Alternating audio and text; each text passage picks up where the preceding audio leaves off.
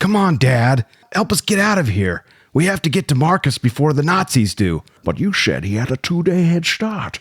That he would blend in, disappear. Are you kidding? I made all that up. You know Marcus. He once got lost in his own museum. Welcome to Should You Watch This with the Popcorn Priest, the weekly podcast where movie enthusiasts, current and ex-movie theater projectionists, new and old friends, and brothers. Hey. Take the time to talk about a movie that we just watched and answer that very question. Should or shouldn't you watch this? Have the adventure of your life. Keeping up with the Joneses. This summer, Paramount Pictures invites you to have the adventure of your life. Dad! Dad! Keeping up with the Joneses. Are you crazy? Don't go between them! Go between them! Are you crazy?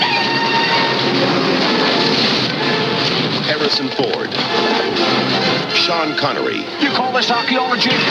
Indiana Jones and the Last Crusade. Rated PG-13. Now playing at theaters everywhere. Theaters everywhere. Joining me today is special guest and brother.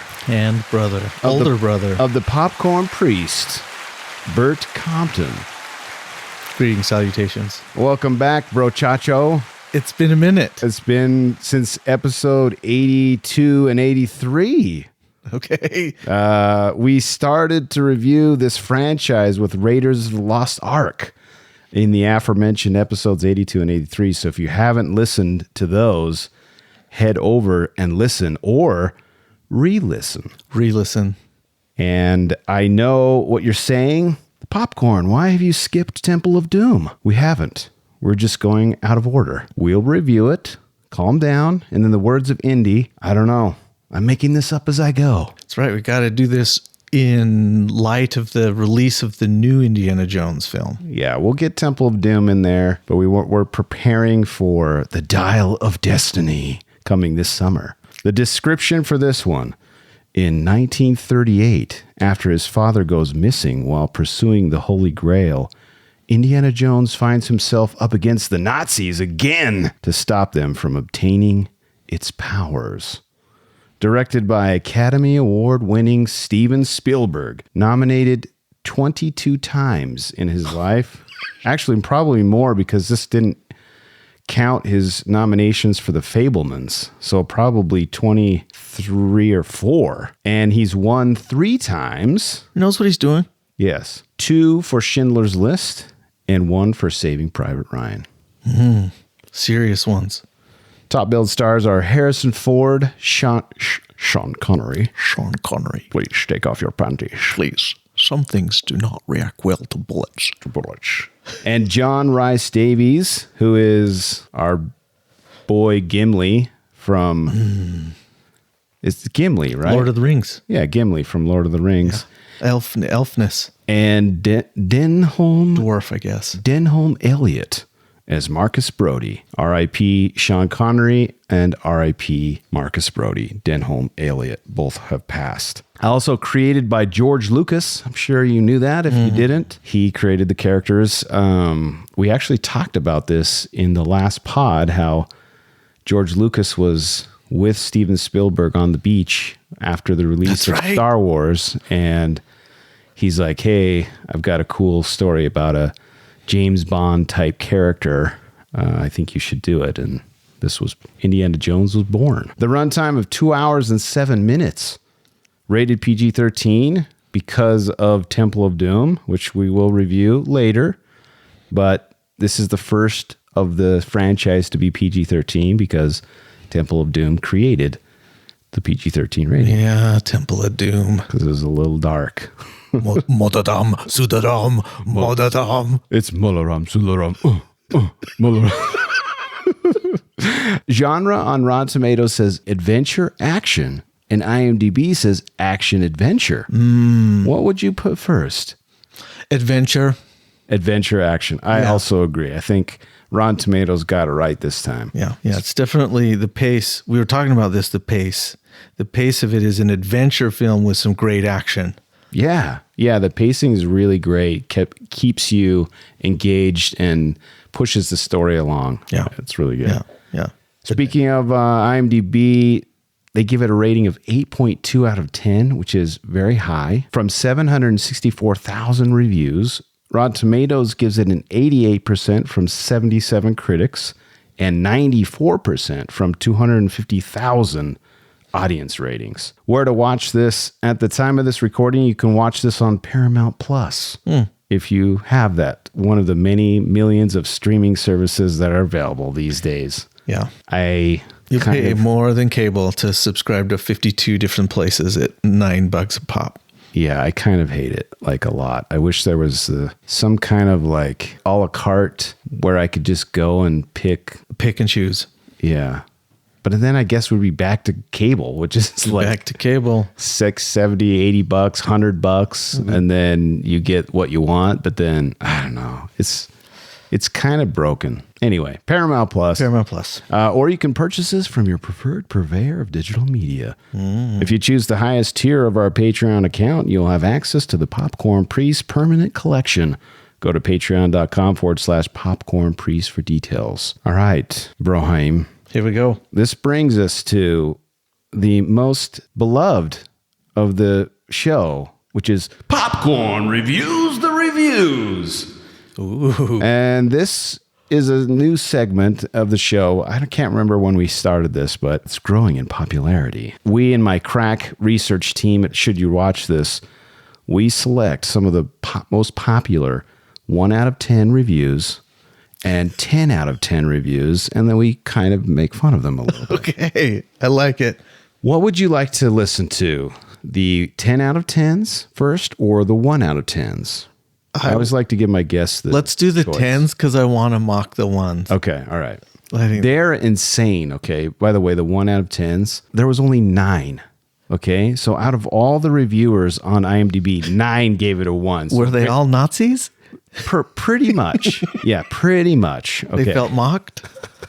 All right, it's 10 out of 10. So I've got 3. Easily the best, says Carlton Clements. If you want to look him up, there's his full name on the internet. He says, or she, maybe Carlton is a lady. Could be. Who are the morons that say the first Indiana Jones movie is the best? Have they entirely missed The Last Crusade? Adventurous? Tick. Music composer? Tick. Funny? Tick. I mean, I'm thinking tick is like a check Tick mark. all the boxes. Yeah, okay. That's like a British thing to say tick. Just about any category you could think of. George Lucas ticked every box. Sean Connery's chemistry with Harrison Ford was hilarious. I like the Austrian way better. So did I. 10 out of 10 stars. Okay. Tick.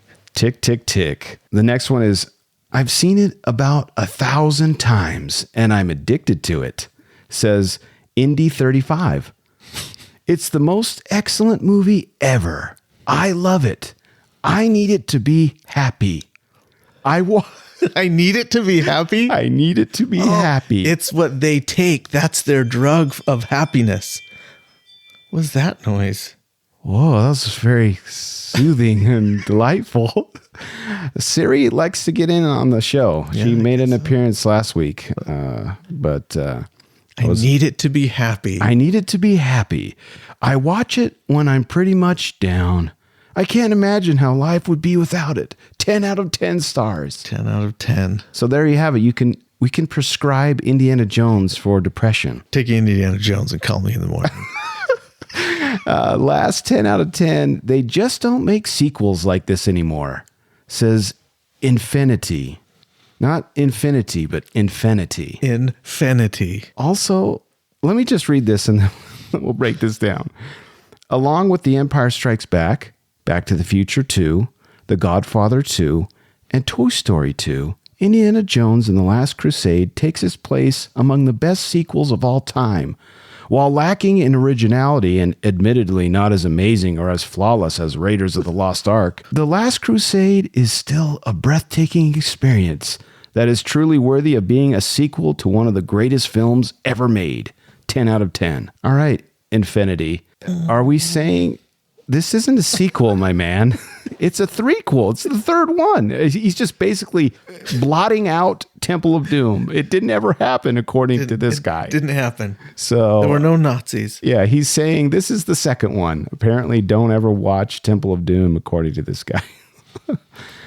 And by the way, I recently watched Temple of Doom, and not to spoil it for the listeners when we review that, but it's not as bad as everyone thinks it is, by the way. It followed a different model, right? It was a little darker. You know, you've got a lot of kids getting stolen, some human trafficking. Yes. Okay, so that's a little dark. You have people's hearts being pulled out of their chests with Spoiler alert. weird chants. Yeah. That's pretty dark. It's really dark. There's a possession with weird like juice. That's right. You drink the goo. There's voodoo. Yeah, so there were some themes that were not present in the first one that I think if you went coming from the first one expecting the second one, you would be like, if you took your younger kids, you'd be like, this may not be for my children. No wonder it created the PG-13 rating after that. Yep. And it had some fear factor with some eating of weird foods. Oh, that's right. The monkey brains. So we got fear factor in there. So yeah. Anyway, Temple of Doom. Here are the 3 1 out of 10s. Okay. We'll contrast these to the 10 out of 10s. Number 1. No wonder the film series ended after this atrocity. Says what? SS. Oh, I thought that said anal. It says Annie. SS Janny fan. SS Janny fan. I don't know. Fan. Sanny fan. Jan fan. Raiders of the Lost Ark was perfect. Temple of Doom was okay, though gross. And this one, well, it probably bombed at the box office now that I've seen this. 1 out of 10. It didn't. It did not. It made like $500 million. We're going to talk about that and by the numbers, but it did not bomb, Mr. Justin fan. Yeah, they missed it. Yeah, grossly wrong, your review. Here's the second one. By the end of this is the title of his review. It's the longest title of all time. By the end of the film, Indy's costume is still fairly clean. That tells you all you need to know. That's the title. That's the title of his review. Oh, it says soggy cheese pasty. That's his that's his handle. I have to give them for their name, but their review is not right. Soggy cheese pasty. Weak comedy version of an Indiana Jones movie. And he says move. Can't spell movie correctly. Left a letter out. Indiana Jones move. Light on danger and violent peril. This 100% cheesy family-safe comedy is an embarrassment to the 2 aggressive, superior films before it. Aggressive? This guy thinks that they're aggressive and superior, both Raiders of the Lost Ark and Temple of Doom. He goes on to say he's not done. Soggy cheese pasty is not done. He says, preach soggy cheese pasty. Marcus Brody equals Charlie frickin' Chaplin. Sala equals Stan frickin' Laurel. What? Connery equals, and he has equal signs. Connery equals in it for the money. You can almost see the dollar signs in his eyes. And Ford equals bored. What? No way, man. The chemistry, because I've seen it now a few times, watching the eye contact, the little smiles at the right time, there were these little interactions between the two of them. Just the sheer fatherly disappointment as he looked at his son on the motorcycle, and he was just so disappointed in him. I mean, the facial expressions alone between the two of them were this soggy, what is it? Soggy cheese pasty. Just, we respectfully disagree. I mean, the facial expressions of Sean Connery alone are worth the price of admission. His look of disdain for his son is unbelievable. And his wry looks when they're talking about the German scientist lady. Yeah. His little grins. It's really great. Yeah, they're fantastic. And this is as much a thrilling archaeological adventure as it is a story about father and son and them reconciling their differences as a youth, and him learning about their relationship both from the past and then the future, and then teaming. It's just really cool, those layers that Steven Spielberg brought to the film. But there's character development in this one that you didn't get in the first two. About about his name, about his scar, about his whole persona of, the character he wanted to be, including the hat and the jacket, those kind of things. I think those were great part of the storytelling. Yeah. This whole that they're bored. I didn't see it. No way, man. Dude, and they really tried to bring all that together because they thought this was the finale of the series, even though we've got another one, the fourth one that came out, and then a fifth one with this 80-year-old guy action hero is going to make. I read that they originally signed up for 5. Did they not in the beginning? I don't think so. Maybe they did but they couldn't do it because Ford was kind of like, he gets a little grumpy about stuff and doesn't want to do it. He didn't want to be Han Solo multiple times. He just wanted him to die. But anyway, dude, soggy cheese pasty is not finished. Oh, bless him. Spielberg clearly didn't want to upset anyone with a film that was consistent in violence with those before it. He even cared enough to ensure that Indy's costume only had a few cobwebs on it by the film's conclusion.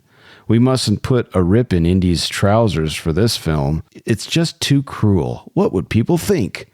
Avoid, period. 1 out of 10 stars. Does he think the whole thing is taking place chronologically without any breaks? He has a shower a couple of times, man. It doesn't take place in a 12-hour period. I mean, they're traveling from country to country. You don't think he cleaned up? And he has a suit on sometimes. That's right. His Indiana Jones uniform on sometimes. Right. He has disguises on sometimes. Like he's in the rain, this guy, rinsing off. This guy needs to... He's one of the 9 people of the world that thinks this is the worst movie ever. He needs to be readjusted. He needs to watch Ishtar. Oh, dude. Don't get me started. All right, the last... Hot fudge love. Oh, no. Cherry ripple kisses. Oh, lip smacking. Please stop. Okay, Ishtar. Last 1 out of 10 stars. Animal cruelty does not deserve stars, says L.V. Dry. What, the rats? I'm not a stupid hippie or something. Thanks for clarifying that, L.V. Dry. But you can't just step on rats and use alive animals. 2,000 of them for a scene which lots of them died for. Pathetic movie. Cruelsome. 1 out of 10 stars. They didn't actually burn the rats. Can you not? I mean, if you look, we watched this, by the way, 4K, humble brag, 133-inch screen, Dolby Atmos. It's the most beautiful rendition of this movie, probably better than I saw it in the theater. Oh, for sure. But you can easily see that those rats are fake when the fire is coming through they're there. floating fur balls in the water. Yeah, they're not moving when they're on fire. Not. So bless their hearts. Apparently he's a rat activist. Some people just need to complain about things. Man, I almost needed some counseling after I read these 9 1 out of 10 reviews. Man, it was so sad. This is such a great film. It's like, give me a break, dude. All right. This brings us to the most hottest segment in podcasting. Should or shouldn't you watch this? Here's 5 reasons why you should watch this. Please give me your reasons after I tell you mine. Number 1, if you want to see what the actual Holy Grail looks like, this is for you. There it is. Religion class. Yeah, it's the actual Holy Grail. They got that. They borrowed it. Mm-hmm. Number 2, if you want to see a great father-son story play out on screen, this is at the top of the list. Mm-hmm. I can't think of another one. Maybe Star Wars. Mm-hmm. Also, father-son. Also Harrison Ford. True. Number 3, if you want to see the guy who played the guy that inspired the guy who is Indiana Jones, then this is for you. Sean Connery, James Bond, is Indy's father. And he was the inspiration behind his character that he played was the inspiration for Indiana Jones. Number 4, I think this has to be the best balance of humor, action, and even some dramatic scenes. It's really great. Like, you can have people dying and getting shot, and you kind of, which is crazy, and blood, but you're like either laughing or because there's some funny scene right before or right after when Brody says something. Look what you did. Yeah. Like, and he just blasted away 4 or 5 Nazis with an MP5, and then there's a joke right after it. So I just think it's just a really cool balance, I thought. Yeah. And number 5, and last but not least, if you were wondering what could be better than seeing a Nazi's melting red butterface, then this has a Nazi zombie skin crusting, fast aging, shaking, and ultimately exploding body, then look no further. Number 5. That was a horrible reaction to my awesome joke. Because I was taking it in. I was nervous because then all of a sudden I had to come up with 5. No, yes. You don't have to come up with 5. I just thought it's funny that they kind of draw an homage to the first one. Right, with the melting face. With the melting butterface, the red butterface with. But this was the rapid aging guy. And the eyeballs when they roll back. Oh man, it was awesome. It's great. Yeah. Any other reasons that I missed? You don't have to have 5, or you can have 0. Any reasons that you would say you would watch Last Crusade? I agree with all 5 of those. Thank you. I definitely agree with the father-son thing, the connection between those two, like we were talking about, the little faces and the non-verbal interactions between the two of them are really great. And so I agree with that. Something for me is, didn't they win? They won an Oscar for the sound, right? They did one Oscar. This is in by the numbers. We're jumping the gun, but they won one Oscar for best effect and sound effects editing, which is Ben Burt, which is from Star Wars. Which is from Star Wars. Well, many movies, but yes, he did a lot of stuff with George Lucas. He was the brilliance between all the blasters and lasers. He's correct. I think, and having sat in this shrine of moviedom and feeling the sound. Yeah. I think the sounds through this one, the different music, the tempos that go with the action sequences, there's just some really great shots with some really great sound. And so I would agree that. That's a really great reason to watch. Is the score alone and the sound effects combined really it really pushes it to the limit, and it's amazing. Like the punches. There's no other punch like an Indiana Jones punch. He's the only one that gets that visceral gut punching. Like, you get punched in the face, it sounds like a rhino just hit you in the face. It's insane. It's so great. That punch has such depth. Yeah, the sounds. I just think the track, like you said, the soundtrack, the way, the flow, the pace of this is a really great pace. You never feel like it's going too fast or they're trying to throw too much crap at you, right? Yeah. And overstimulate you. I think that you just move through this. You don't feel bored. You don't feel rushed. You don't feel exhausted by it. I think it's a good time. And for some reason, having that Judeo-Christian themes really, I mean, I know not the whole world is Christian, but like knowing about that stuff really kind of unites the audience a little bit more, and having all the stuff that probably there's a reason why Steven Spielberg added it, all the stuff with scouting and like his youth and how his interactions with his dad. And I guarantee you there's a lot of things where you're like, I had that kind of interaction with my dad once or twice, or I did this when I was a kid, and that's how I felt, or those kinds of things really pull you into the story, I think.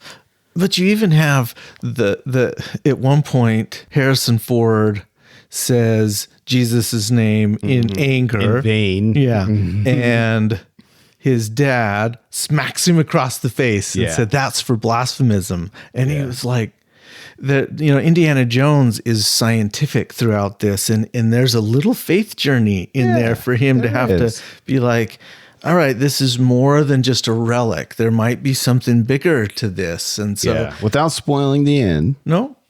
And so I think that resonates with people. You know, there's a lot that's gone on in the world over the last long time, and it makes people think sometimes and feel something. And so I have a feeling that resonates with some people. I 100% agree. And, you know, you don't have to have a faith in God to have faith, right? And I think that belief, changing a paradigm shift. Yeah, to rethinking something. Yeah, to be able to figure out something or maybe, you know, I didn't think about it that way. I think we all should have that. A little open-mindedness. Yeah, just hear the other side of the story. Yes, exactly. Yeah. Those are some awesome points. Yeah, okay. Mine were kind of lame. Yours are very esoteric in nature. That's what older brothers do. I appreciate that.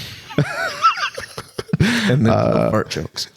Fart jokes. Let's get into By the Numbers. By the numbers. For God's sakes, just give me the damn number! There's some blasphemy right there. There it is. I don't think Dr. Jones's dad would appreciate that. The box office haul, with a budget of only $48 million in 1989, this had a box office haul of $197 million domestic, adjusted for inflation, just for the domestic box office, is $453 million. Basically 10 times. Yes. And then if you add the international box office, in 1989's numbers, it was $474 million total.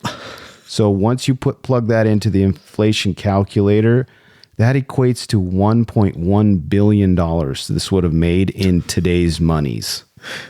Which and those 9 people gave it 1 stars. Yeah, it's oops, pretty bad. And here's some really interesting things. I've been starting to look this up because I always wonder this when I'm thinking about budget and how much money it made and how popular it was with the audiences. So I looked up the top 10 movies of 1989 and their respective box office numbers. Where do you think Indiana Jones landed from 1 to 10? Top 3? Mm-hmm. Yes. Okay. It was number 2. All right. Guess what beat it out in 1989? I don't know. Batman. That one made $251 million. Batman with Mr. Mom? Batman? With Mr. Mom. Okay. Yeah. Yeah, Michael Keaton. Batman. So Batman beat it out. So I'll just rapid fire these.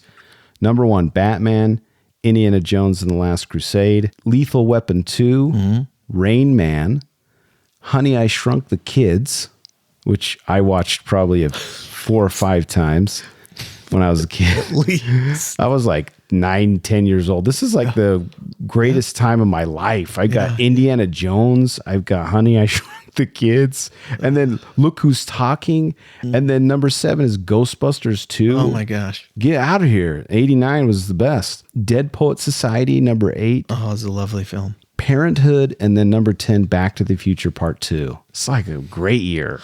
Wasn't Spielberg supposed to direct Rain Man, but didn't because of this film? You are correct. I think I have that in my notes for, I don't know if it's this week or next week, but he did. He was supposed to direct. Spoiler again. I'm sorry. No, it's fine. He was supposed to direct Rain Man, and I'll have to look that one up. There's another one. Yeah. And then let's see here. So the one he directed did better. Correct. Oh, and I also looked up the top 5 worldwide box office rankings. Indiana Jones ranks number 1. So you add in worldwide, it bumps it up a notch. So you got Indiana Jones, Batman, Back to the Future Part 2 is number 3. Look Who's Talking, and then Dead Poet Society goes up to number 5. Dead Poet Society with the worldwide box office. So that's a kind of a crazy to think about. Oh, Captain, my Captain. So here's some crazy numbers. It was in release for 107 days. So this is still kind of in that time where movies were out for like ever. There weren't as many theaters. Well, yeah, true. There was a lot more, but yeah, definitely not to the numbers that we are. What today. year was the first one released? Do you remember? 70. So I think it's 79. Okay. And and this was 89. So we got a 20-year gap. No, 81, 10-year gap. 81. All right. So 9 years. That's 8 years. 8-year gap. We're All not right. great at math. No. The brothers Compton are not great. No, numbers are just codes for colors for us. Correct. So 107 days, which is really That's a cool. long time. Now you get movies that are out for like a week or 2 weeks. Or they're just straight to Netflix. True. Or Disney you Plus. you don't even get a seat. You don't go to a theater. Yeah. Sad. We already mentioned that won one Oscar. This is rated 120th in IMDb's all-time top reviewed movies, and Raiders is 56 at the time of this recording. So this IMDb does a ranking system based on reviews. Okay. And it's always changing. So this is 120th from 1989. So that's really cool. When shooting in Venice, they were allowed to have complete control of the Grand Canal from 7 a.m. to 1 p.m. for 1 day. Do that all in one day. Which is pretty impressive. Yeah. I mean, I'm sure some of those scenes they filmed in later. like a tank somewhere. Yeah, the boats shooting at each other. Or the prop scene. Those have got to be like not on the Venice Canal, but like everything else, they had to plan all that and do it in 1 day. So it's a number. Half a day, really. Yeah, half a day. This movie has the most chase sequences of any Indiana Jones movie yet. We haven't seen the fifth one, with 6 different types of chases: foot, train, boat, motorcycle, plane, and car. What about the tank? And tank. We missed one. There's a tank. 7. There's a tank. 7 types of chases. Well, did you get the horse in there? There was a horse chase. That's 8. Horse and camel. Camel. That's 9. There are chase scenes. There's many chases. Yeah, there with are. many types of chase vehicles. Modes of transportation. Yeah, exactly. This is also the only movie in the franchise to have a boat chase or a train chase. So, Allison Duty. Duty? I that's for sure the correct pronunciation. Duty. So it's A Duty? A Duty. All right, A Duty. Allison Duty played Fräulein. Oh. What's her name? I don't know. Fräulein. Elsa. Elsa. Elsa. She played Elsa. She was only 21 during the filming, despite her character being around age 29 in the script. Conversely, Harrison Ford was more than twice her age, turning 46 during the production. Well, not to mention that Sean Connery was how much older, and she was his love interest prior. Correct. There's even a conversation between the two of them. Yes, Mr. Spielberg was confronted with the problem with the age differences between Sean Connery, born in 1930, and Harrison Ford, born in 1942. They're only 12 years apart. Thus, the crew had to ensure that Sean always had a white beard to make him appear much older, as well as have slower contemplative movements. Move like an old guy. Yeah, while Harrison had to remain clean-shaven to make him appear younger and have quicker, more active movements. Right. Okay. So he was only 12 years older. But and showing his bald head, like taking his hat off. Yeah. For some reason, when you made him look old. When you're a bald, that's why I shave my head, so that you don't feel as old. That's why we both shave our heads. Yes, correct. We're both the balds. We are. Yeah. So. I was the one that shaved your head the first time at my house.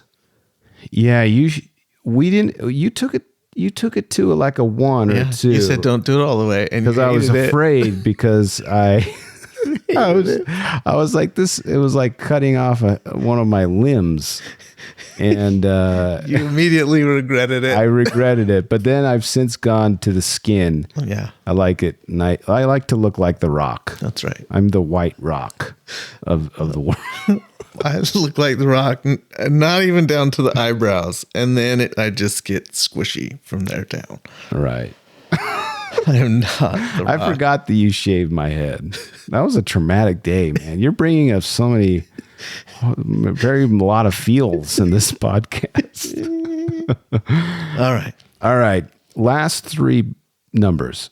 Henry Jones Jr. calls Indiana Jr. how many times in the film? A lot. Like 30 times? 16. I was double. And how many times does he call him Indiana? One time.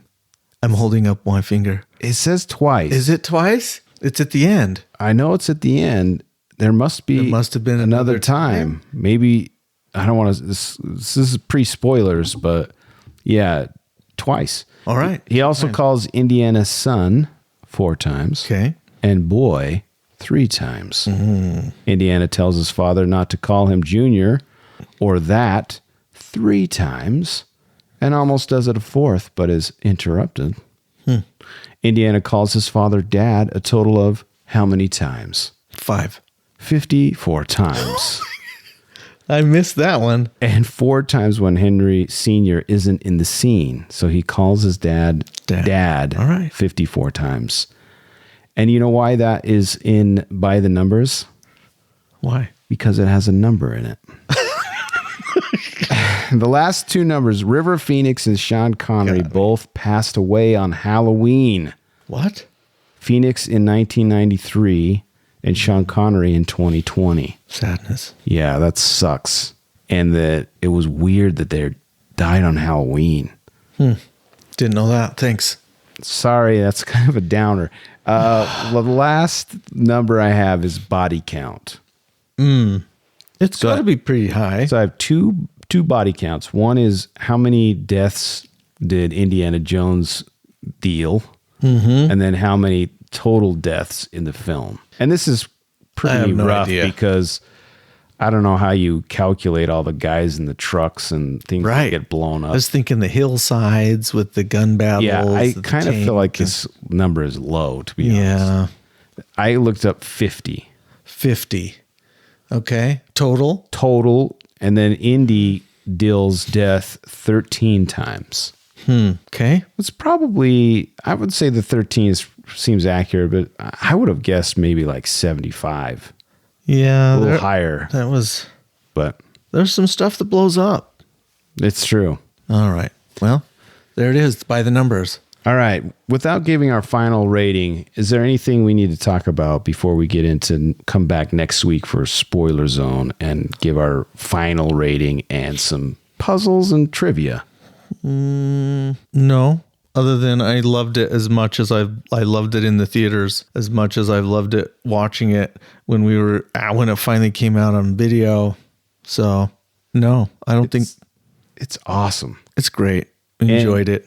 I watched it. We watched it with my wife and my 2 kids. That's right. They're twins. And the funniest thing to me was my son is 9 and he was rolling. He was getting all the really great jokes. Yeah.